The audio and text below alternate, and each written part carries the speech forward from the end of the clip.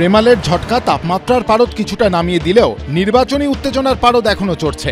সেই সঙ্গে বইছে হুমকি, হুঁশিয়ারি, কটাক্ষ আর কুকথার স্রোত। মঙ্গলবার বারাসাতের বিজেপি প্রার্থী স্বপন মজুমদারের সমর্থনে অশোকনগরের হরিপুরে সভা করেন নরেন্দ্র মোদী।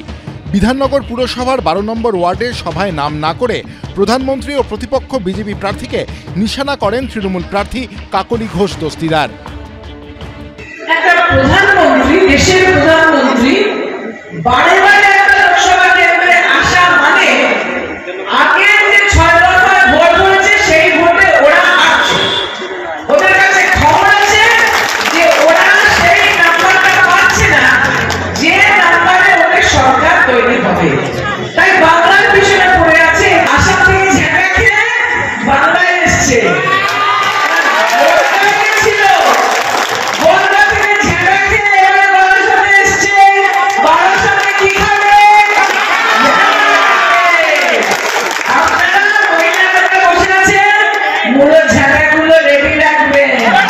কাকলিকে পাল্টা আক্রমণ করতে দেরি করেনি বিজেপি।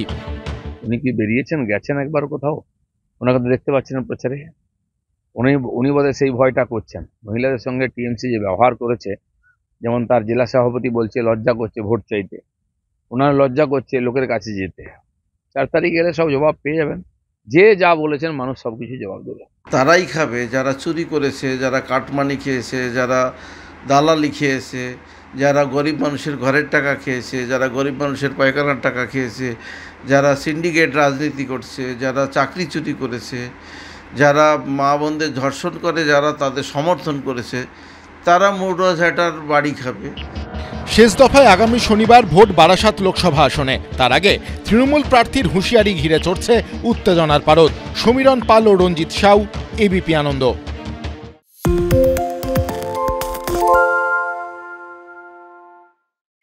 সত্য অন্তহীন, সত্যের খোঁজও তাই, সত্য সন্ধানে তাই আমরা অক্লান্ত, অকুতভয়। এবিপি আনন্দ নতুন ভাবনার প্রতীক, যা মনে মুক্ত, তথ্যে যুক্ত এবং যাবতীয় সীমানার বাঁধন থেকে মুক্ত।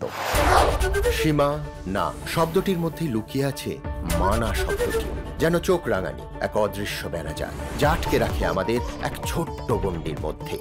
একমাত্র সঠিক খবরই গড়ে তুলবে এক মুক্ত সমাজ। সেই জগৎ গড়ার লক্ষ্যে কোনো সীমানার ঠুকুটি আমরা মানব না।